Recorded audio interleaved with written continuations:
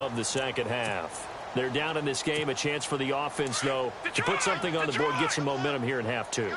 Try and get things kick-started for them. And you know, in the half, they discussed how they were going to get that done. This is where scripting comes into play a lot of the time. How many plays do you script coming out of the second half? Most of the time in the first half, you're scripting 12 to 16. I think in the second half, you're really scripting more like 8 to 10. Kind of a starter or an opener, whatever terminology they use. Just something to get you off to a quick start. All right, now, lucky 56.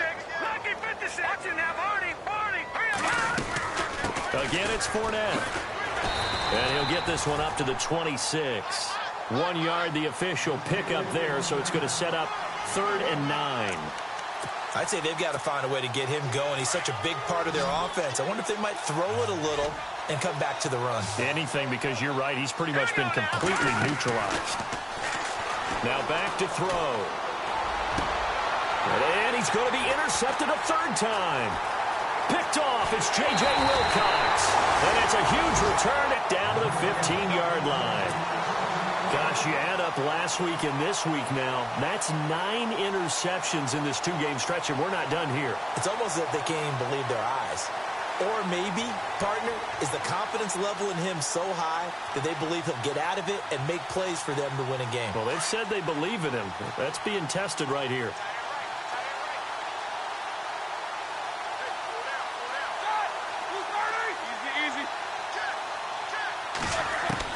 After the interception, here's Roethlisberger. This will be caught just inside the 10. A gain of 6 there on first.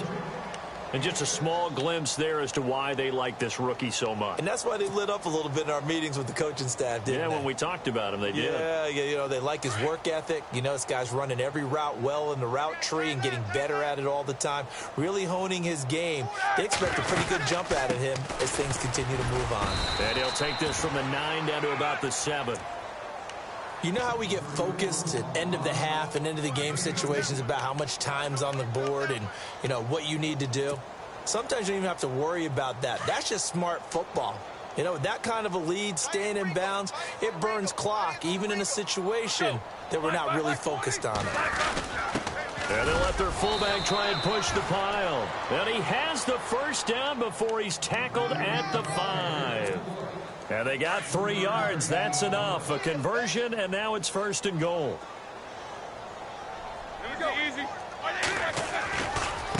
Here's West. Touchdown, Pittsburgh. Charkandrick West, his first touchdown on the year. And the Steelers capitalize on the short field as they take it in for 6.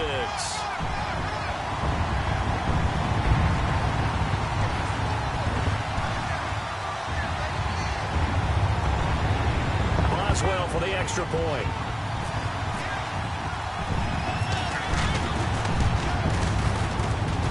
And the lead grows even larger here in the 3rd quarter.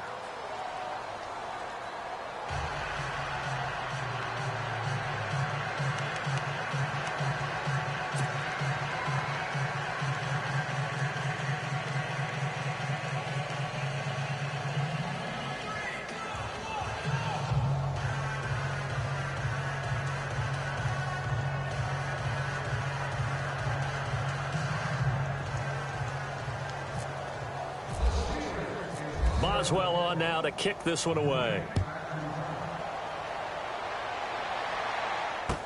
This fielded a few yards into the end zone. And he is out of bounds here on the return. And out now comes Jacksonville as they get ready to go. They have been struggling. I would imagine at halftime they went through some possible changes. Well, those changes aren't working, so now where do you go? I think that now it's much more in their head. And what I mean by that is just what you said. You've gone over the changes. I bet they were pretty clinical at the half, not too emotional. They might need to go to the emotional side because you've got to find something, some spark somewhere. And so far, just being calm hasn't exactly worked. They need any spark at this point. Back to throw now on 2nd and 10. He'll check this one off to Fournette. And they'll take him down at the 31-yard line. 6 yards on the pickup, and that'll bring up a 3rd down. Well, still in search of the 1st down after that last completion. All right, here we go. They'll drop to throw. And he's got Moncrief. And he'll be taken down, but not before he gets into enemy territory. A pickup of 24 on the third down conversion.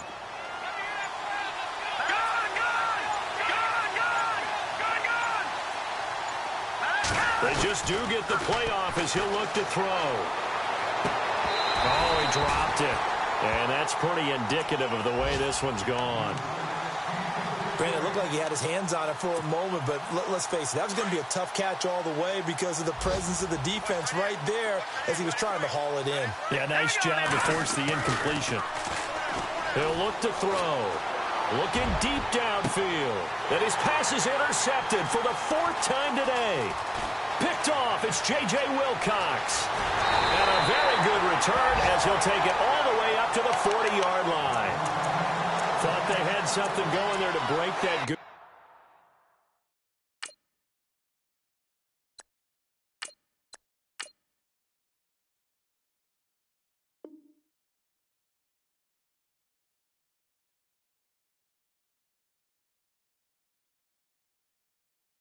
Here in the second half, but to no avail. Hope was alive until that interception. What a terrific play, taking the ball away after it looked like they were starting a drive. And now that shutout still standing. You know that's something those defensive guys hold a lot of pride on, too. No doubt about it. They are excited about where they are in this game. They start on the ground with West. And not much room to operate as he'll get this up only to about the 41. Credit him with a 1-yard gain there to make it 2nd and 9. In my book, that's running the ball well, but with intelligence. How about him keeping the clock moving, staying in bounds? Yeah, even though it's the third quarter, you're thinking ahead, aren't you? This is where your running game can really help you with a lead in the second half. I agree totally. It's not just end-of-the-half situations that you worry about the clock. It's throughout the game. And with a lead, stay in bounds. Make them fight harder to try and catch you. You get a tight end like this, and you know he's used to dishing out punishment. But here, he's one that has to absorb the contact. And as a result, unable to hold on to the football.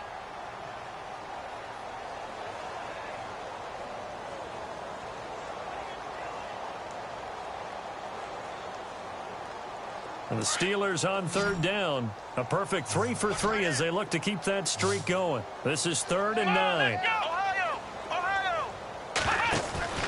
On play action, it's Dobbs. He's going deep for Brown. So they took a shot there on 3rd down, couldn't get it. Now it's 4th. One thing I know from experience is that when the deep ball is thrown and you're the defender, you've got to fight that little bit of panic that emerges. You've got to play the ball really well. It's a 50-50 jump ball play. And guess what? They took a shot. How are you going to win it? And in this case, they managed to get it done. That'll go as a punt of 34 yards that time. And the Jaguars go on offense, 1st down and 10. The Jaguars offense now heads back onto the field. And there are parts of their last drive they'd like to emulate. And, of course, they'd like to forget the inning, the interception. But they did put together, Charles, a nice sustained drive to get them down the field. Yeah, and unfortunately for them, the only thing that matters is part 2, right? Because once they threw the interception and finished off the drive, that does them no good to go back and say, well, you know, we had a good one going. Finish things off. That's the only way you can get it done.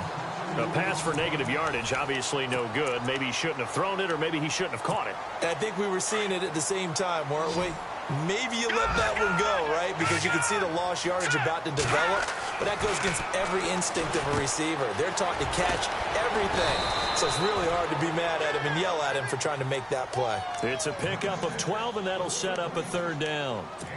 And after that completion, you can understand why so many teams in the league are emphasizing speed on defense at every position. The tight ends have created so many tough matchups now. If you can't run with a tight end as a linebacker, this is going to be the result every time. All right, here we go. Boy, and now they can't even get a play off. He didn't even try to signal for a timeout, so they must have not been aware of the numbers. I think he lost track of the time left in the play clock and probably was trying to read the defense and trying to figure out which play to run and just lost track, and it cost him. On play action, they'll throw. Trying to lay one up deep. And that's caught inside the 35. They chalked that one up as a gain of 34 on third down. Well, last drive he threw the pick, but he's not shy. He's going downfield again there. And you can't be, because if you back off after throwing an interception, your whole game plan just goes right out the window, and it makes things easier for a defense. And you and I both know, there's a quarterback. And no escaping this time as he'll go down. They got him for a sack. Quentin Coples in there to bring him down for a loss of 7.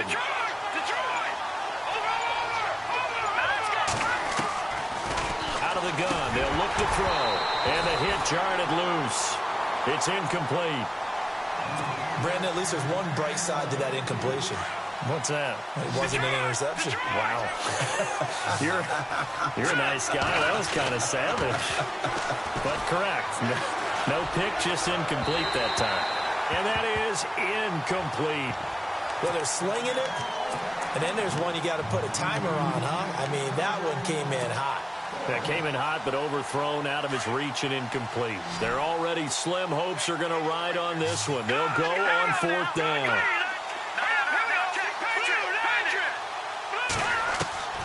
As expected, they're going for it to keep the drive alive. And my goodness, another interception.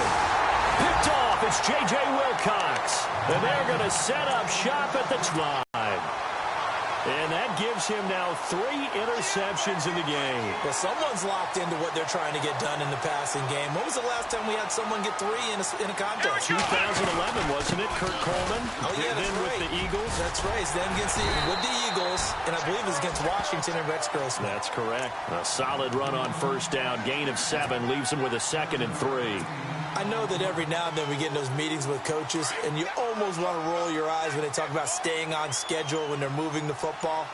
But would you say a 7-yard run is ahead of schedule? Fourth quarter with the lead, you love that, don't you? No doubt about it, because staying on schedule is trying to get 4 downs on first down. They did that plus 3. And they got half of what he needed there, 2 yards, and it'll bring up a 3rd and 2 more. Coming up to the line, and they will need to run another play here before the 2-minute warning. Now Dobbs. Trying for Brown, and it's intercepted. Picked off near the 42. And nearly a touchdown as they finally stop him down at about the 3-yard line. He had his eyes on the end zone. He got close. At least he set the offense up nicely, but he's probably mad he didn't take that one to pay dirt. I agree with you, and you know he's going to get teased because he didn't get it all the way into the end zone. But if they don't score... And he's across for the touchdown. Too little, too late, but he does get in for 6. No wonder you're grinning. You just beat me in our fantasy league. Indeed I did, my good man. So they will get on the scoreboard here. Give him credit for that. Too little, too late, but no 0. Oh, you're going slow clap on me. Not very nice, is it? No, but they haven't been very nice on offense. It's been a struggle. Fielded about a yard deep. And he's able to get it across the 20, but not by much, as he's marked down at the 21-yard line. Time for a break. This one, all over but the shouting. We'll finish it after this.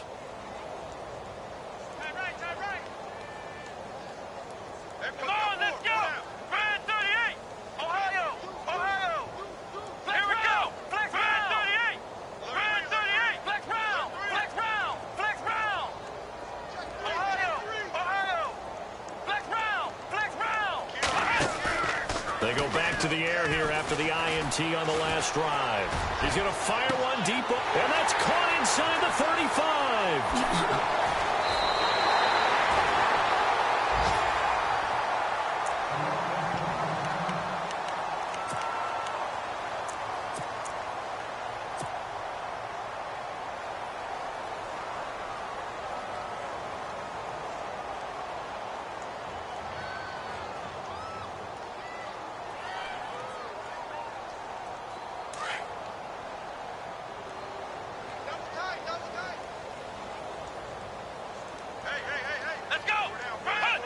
Down to a knee here. The defense still with a couple of timeouts. We'll see if they want to use them.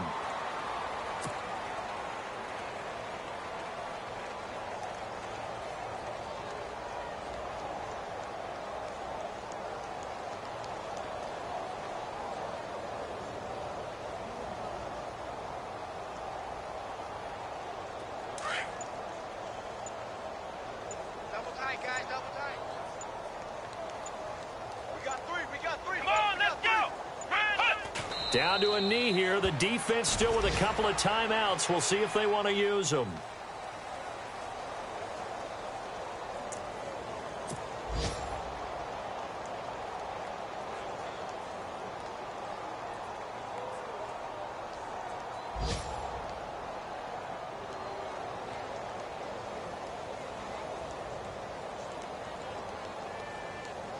A big play to start the drive got him in this position, but this defense has held firm since, and now it's 3rd and goal. Come on, let's go. 38. Down to a knee here. The defense still with a couple of timeouts. We'll see if they want to use them.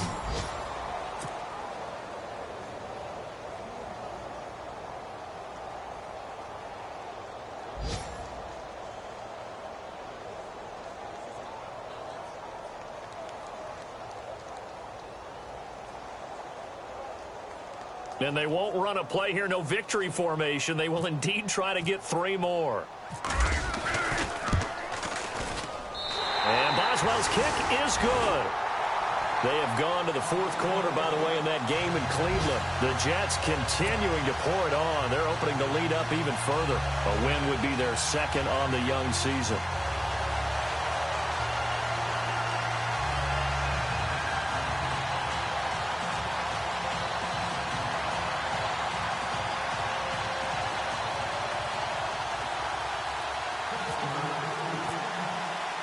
After the successful field goal try, here's Boswell to send it away. This is taken about 7 yards deep. And no run back here. This will be a touchback, and it comes out to the 25-yard line. Here comes the Jaguars offense as they get set here. They've lost this one. Their offense has struggled. Do they try to put together something here at the end just to take into next week? Yeah, sometimes teams want to do that, and coaches want to. I remember one time I was on a team, and we were losing late in the game like this, and you knew it was lost. It was over, right? And the coach called a running play and pretty much said to everyone, I want to see something executed well before we get out of here. And that was the message to the team. Just something to build on. Just something to build on, get it done, and maybe we can look at that and say, we'll get better as we go forward. Hurry up, here we go. Green 39. Now problems Green right out of the 39. gate. We're going to get a delay. He didn't seem in a rush. I guess they just didn't know where the play clock was. I think you're right about that because there was no hurried movements there, right? No up-tempo at all. Clock just ran out. I think he was as surprised as maybe his bench was.